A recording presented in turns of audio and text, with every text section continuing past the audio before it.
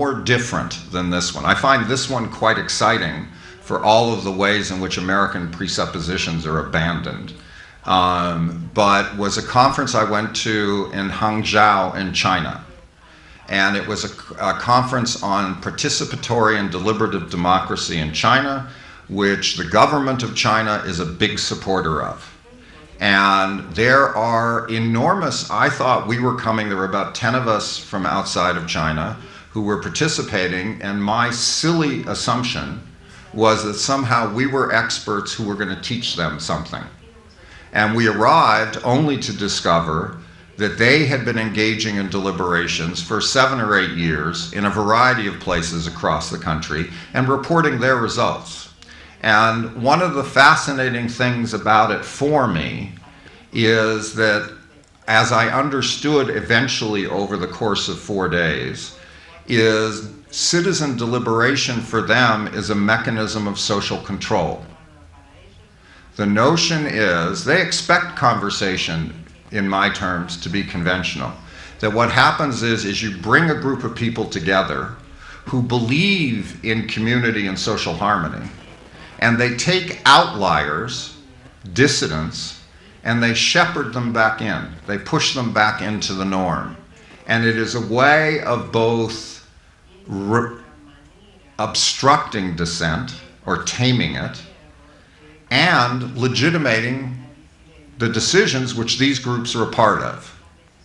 And they're willing to give extraordinary powers to these groups. These groups decide the salaries, in some instances, of governing party secretaries.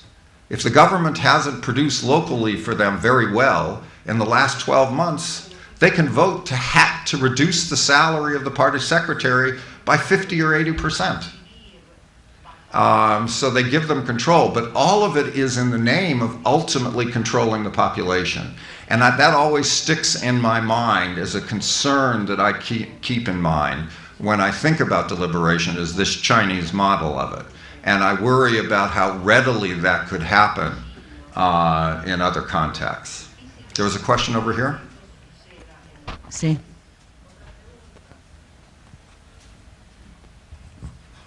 Thanks. My name is Josh Lerner, and I found your talk fascinating. I have a couple questions that build on the other questions from Lake and Danielle. The first one is whether you think that cooperative or collaborative deliberation are always possible and desirable. And I say this in particular because I've been facilitating a democratic process, a deliberative process, and recently we had a meeting that we intended to be collaborative and cooperative. We tried our best and ended up being very conventional. At the end, we had a discussion about what we could have done differently to make it more collaborative and cooperative. There are some things, and I think you pointed at some of them, but in the end, people thought that even if we made those changes, it wouldn't have changed the outcome because of the conditions of who was in the room and what was at stake. And the second question is, towards the end of your talk, you went through a list of things you say to the participants in the new groups you're forming to encourage them to talk more collaboratively and cooperatively. And as a psychologist or someone with experience in psychology, if you could talk more about not just what you say to them, but how you help them learn those different techniques. So I assume that saying them is not sufficient for them to learn them. I'll stop there. No hay preguntas en español.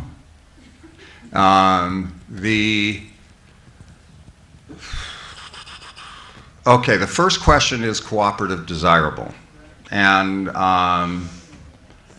what this brings to mind, I once visited at a group at Harvard and MIT who do dispute resolution or conflict mediation.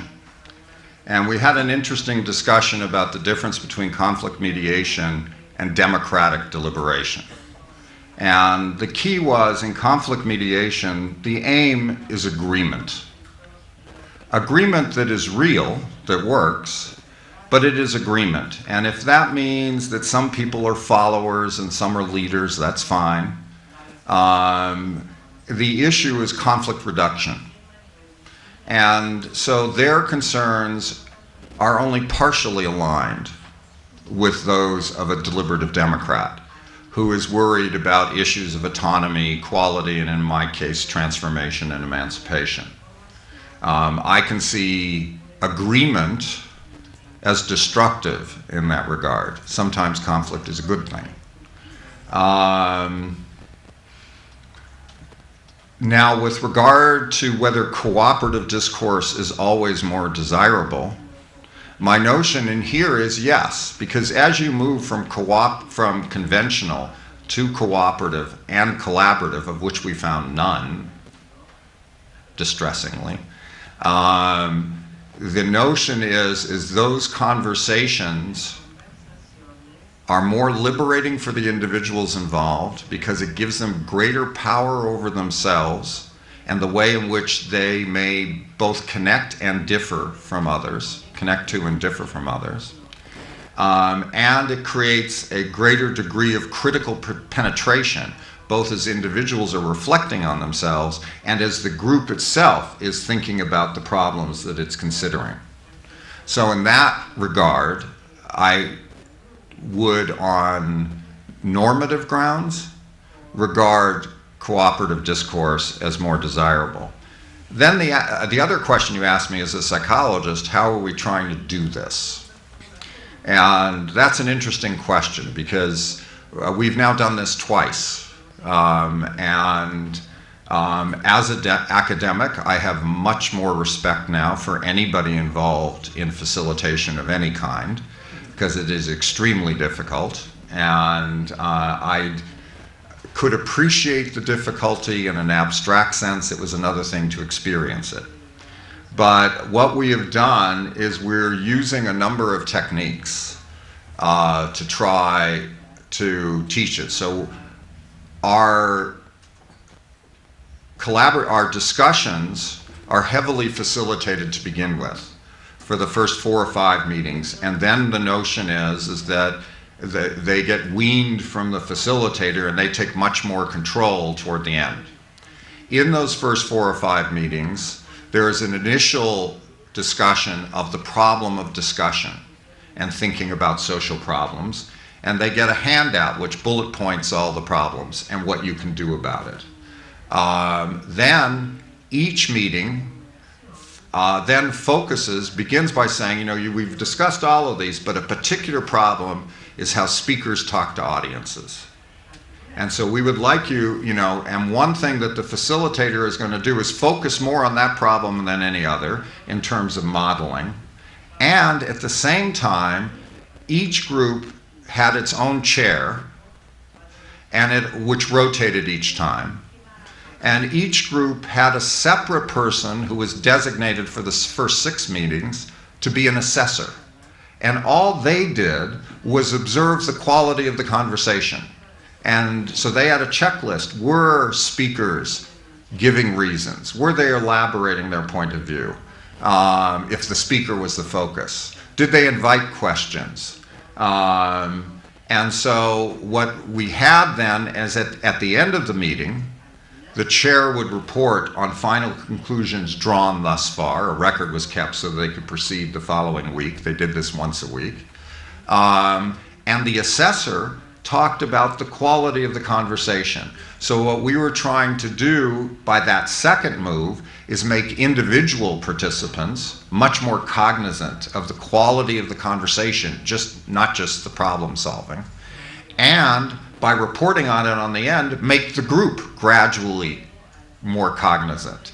And in that way, hopefully we had 3 strikes, a little bit of just direct instruction, these are problems and solutions, some modeling on the part of the facilitator who intervened, and participants evaluating themselves in these terms and leading them therefore to be unusually self-conscious about how they were talking to one another in the problems in question. So we tried it in that way. As to how effective we are, we will see.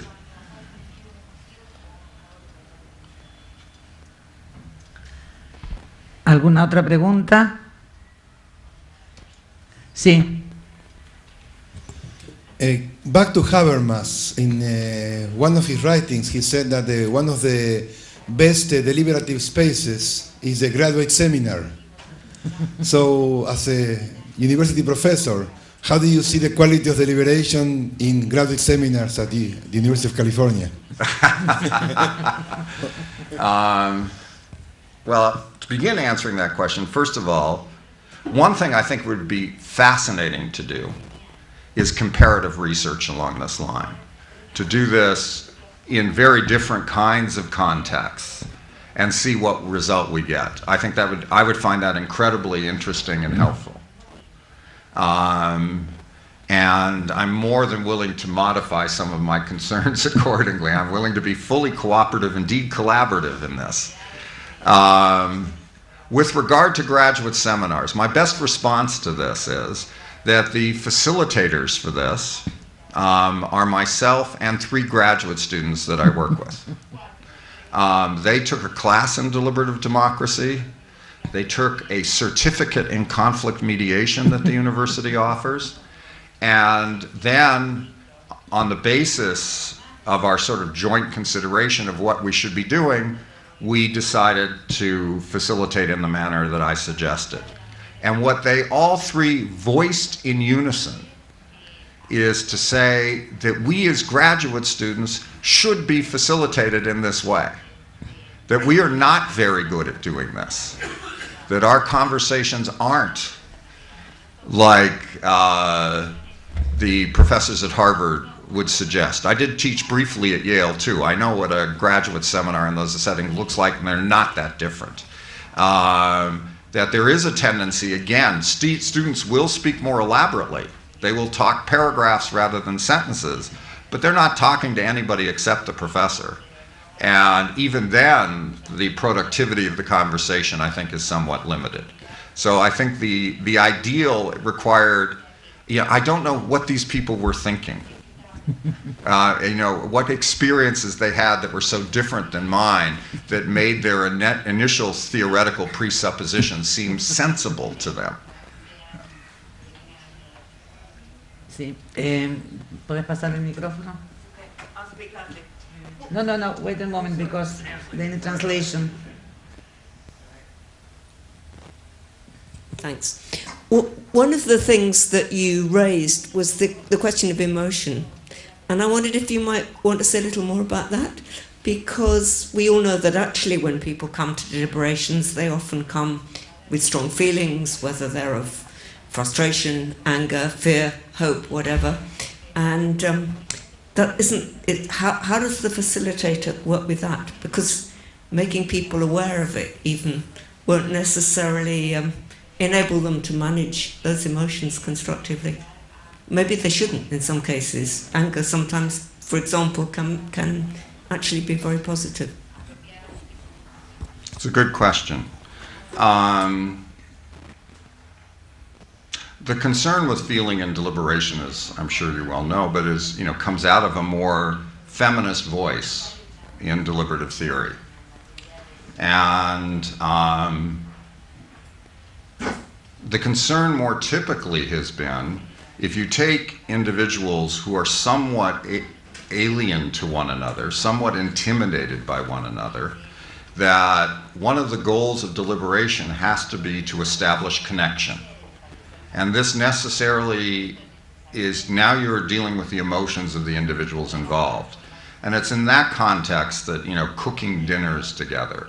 I have one facilitator friend who was dealing with people who were various, they were environmentalists and developers and government officials, and they were going to deliberate, and they went off to some rural setting.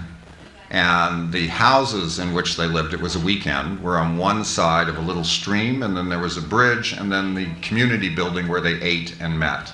And what the organizers did before anyone got there is they destroyed the bridge. So now the only